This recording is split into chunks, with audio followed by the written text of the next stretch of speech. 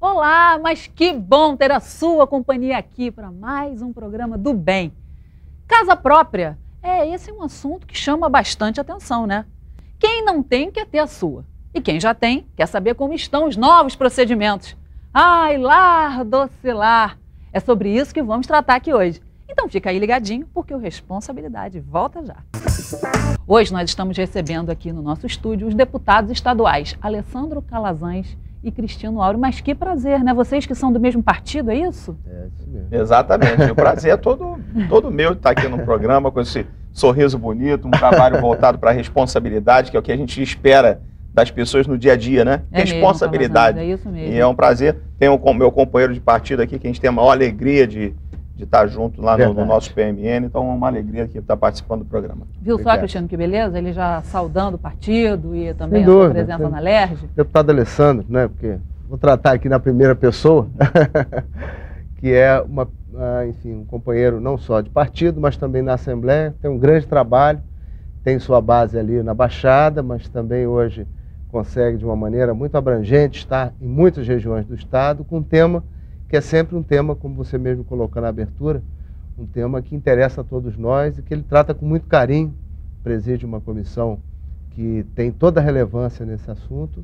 Eu tenho certeza que vai ser um ótimo programa em função da presença dele, de tudo que ele representa para nós aí, não só na atividade política, mas também como um grande ser humano que é.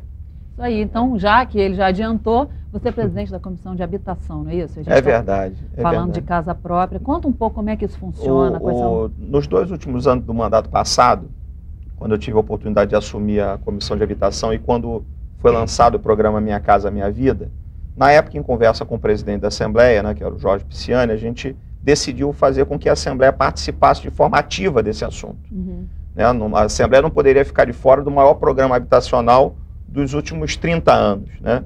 E a gente montou uma estrutura na comissão para cadastrar as pessoas para o programa Minha Casa Minha Vida e o principal, orientar, né? Dizer exatamente o que representava esse grande programa de acesso à casa própria para a população que muitas das vezes não tem acesso, a mais carente ainda não tem acesso à internet, aos melhores meios de comunicação. Então nós criamos uma estrutura onde é o único veículo hoje no estado que tem condição de levar a nossa estrutura às comunidades.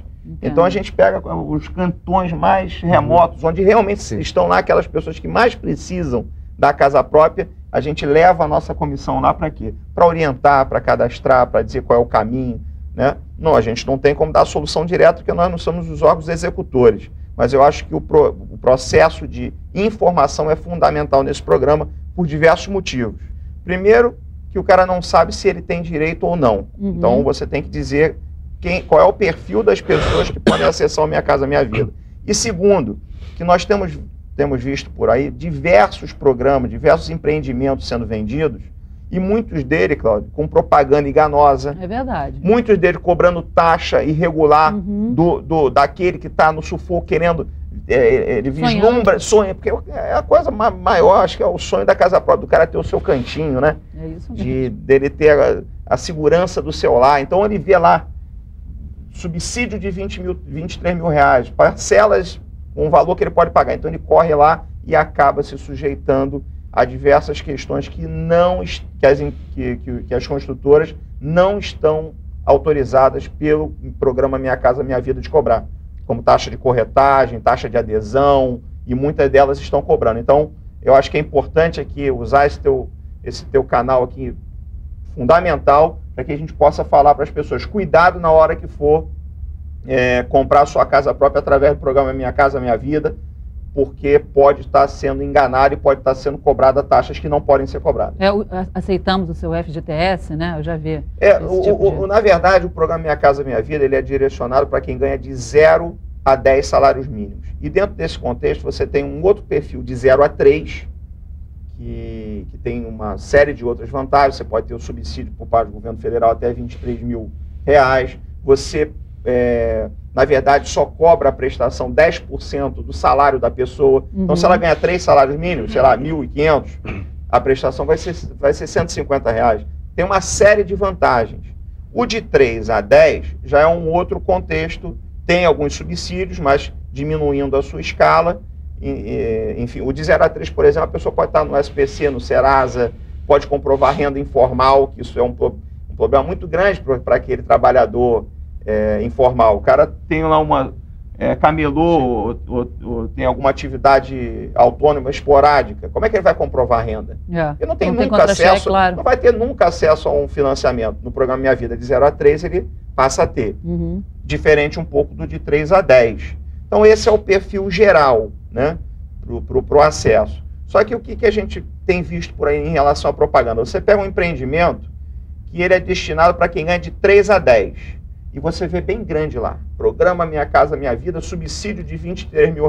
Propaganda enganosa. Porque naquele tipo de empreendimento, em simulação nenhuma, o cara vai ter os 23 mil de subsídio. Aí quando você chega lá, taxa de corretagem é proibido no programa Minha Casa Minha Vida. Taxa de adesão proibido no programa Minha Casa Minha Vida. E as pessoas, às vezes, acabam se sujeitando pelo fato de querer atingir o sonho da casa própria. Então, a nossa comissão tem feito esse trabalho, já fez nesses últimos 2 anos, e nessa nova gestão, né? Papai do Céu, o eleitor, resolveu reconduzir a gente, né, Cristina? E a gente assumiu novamente a comissão de habitação para dar continuidade a esse trabalho. É bom ver, né, Cristina, comissões funcionando assim, na dianteira do problema, né? Advertindo, quer dizer, tomando a frente. Claro. Na verdade, assim, a Alerj tem toda uma característica ali de comissões, que é bom explicar até para o nosso telespectador. Uma das funções, um dos trabalhos dos deputados é atuarem nas comissões por assunto. Cada assunto, a comissão procura desenvolver as suas iniciativas voltadas para acompanhar, fiscalizar, mas também orientar, ajudar a formular, pensar em leis que facilitem o acesso do cidadão àquele bem ou àquele serviço. E no caso da habitação, que é sem dúvida alguma prioridade em termos da família, aquilo que a família almeja, o que ela quer, essa comissão ela tem uma função que é aproximar o entendimento que o cidadão tem do tema e também olhar a legislação estadual, aquilo que pode facilitar a vida. Eu vejo, por exemplo, o Calazans e os demais membros da comissão fiscalizando, mas também pensando, olha, nós podemos reduzir algum custo relativo à questão cartorária, por exemplo, né? Ou seja, tirar aquelas taxas e evoluir nessa matéria para que a pessoa, além do financiamento, ela também tenha facilidade para poder adquirir o bem sem ter que pagar mais por isso.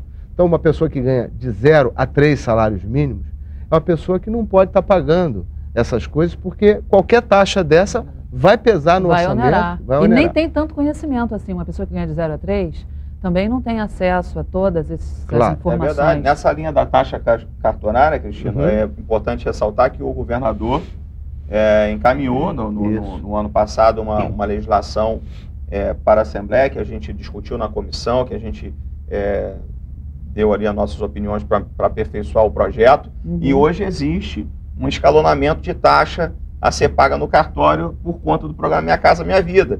Porque realmente, se você compra um imóvel e você vai fazer uma escritura, uma fortuna. É um dinheiro imenso. Você, além de ter que pagar aquela taxa de ITBI na prefeitura, que também é 0,2%, eu não me falo que é melhor, do valor venal do imóvel, você tem a escritura que chega no cartório e inviabiliza. Por isso, você tem hoje um outro assunto que a gente cuida muito na Comissão de Habitação e Assuntos Fundiários, né, porque ela tem o Assuntos Fundiários também, que é o fato da maioria das pessoas que já tem a sua casinha também, não tem o seu documento.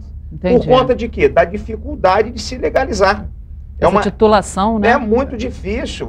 Quando você compra um terreno, uma parte de um terreno tem que desapropriar, enfim. Você hoje tem uma grande parcela da comunidade de baixa renda que tem já o seu imóvelzinho sem a documentação. É uma outra coisa que a gente abrange bastante, porque quando você também dá titularidade, você também dá a possibilidade de ter o reconhecimento, de querer investir um pouco mais no seu imóvel, né? Ter mais apreço, né? Não querer jogar lixo ali. Exatamente. Esses pontos, e aí tem sido objeto de uma conversa intensa que nós temos tido com o secretário estadual da Habitação, Leonardo Pisciani, que o governador deu a ele a atribuição de fazer não só com que o programa Minha Casa Minha Vida tenha expansão por todo o estado, mas também que os programas de um modo geral, as iniciativas que já vinham em andamento, imóveis decorrentes de outros programas que eventualmente não contem com infraestrutura ou que precisem ser recuperados, conjuntos habitacionais, tem toda uma outra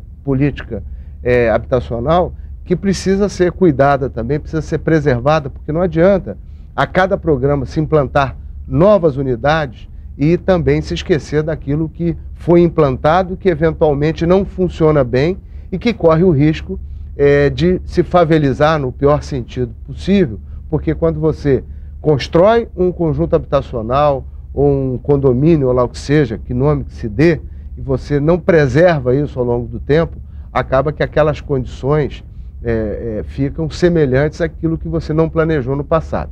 A gente já teve casos horrorosos aqui no estado do Rio, desse tipo, tanto que hoje se opta por fazer menos unidades por área, ou seja, você não fazer grandes aglomerados de casa.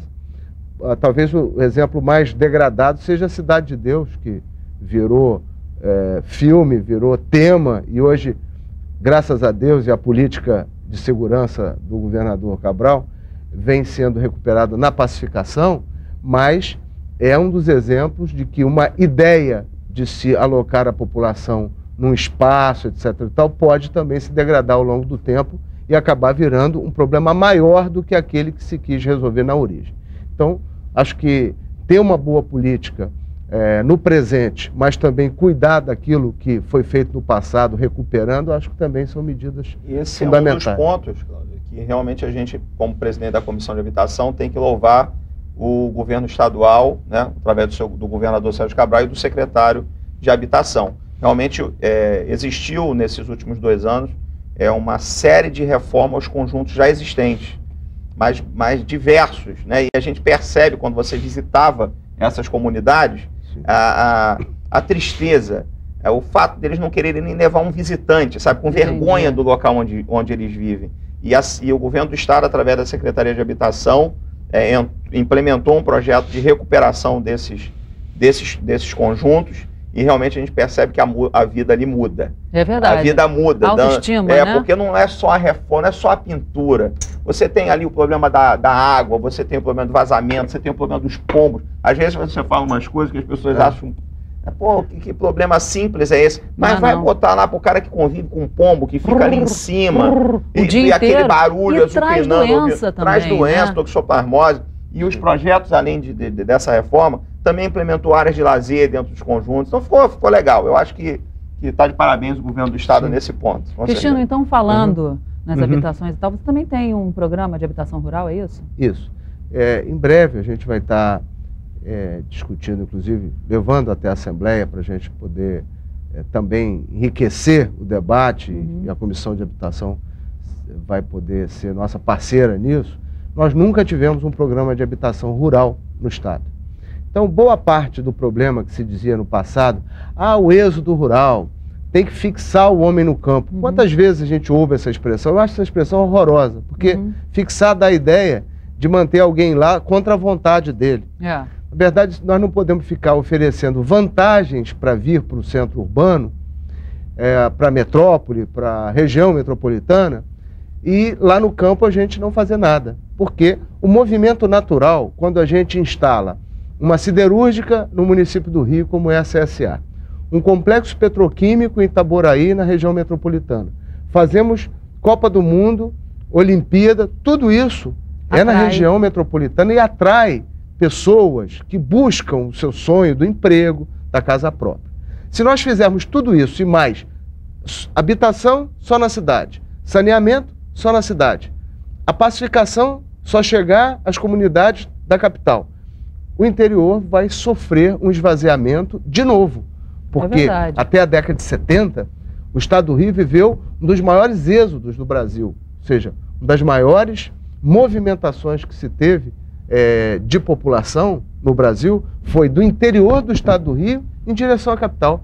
Nós não temos nós não temos uma migração de pessoas da região Nordeste em massa para o Rio de Janeiro, embora tenhamos muitos nordestinos e que formam o nosso povo aqui de maneira muito orgulhosa para todos nós, mas São Paulo, por exemplo, recebeu muito mais migrantes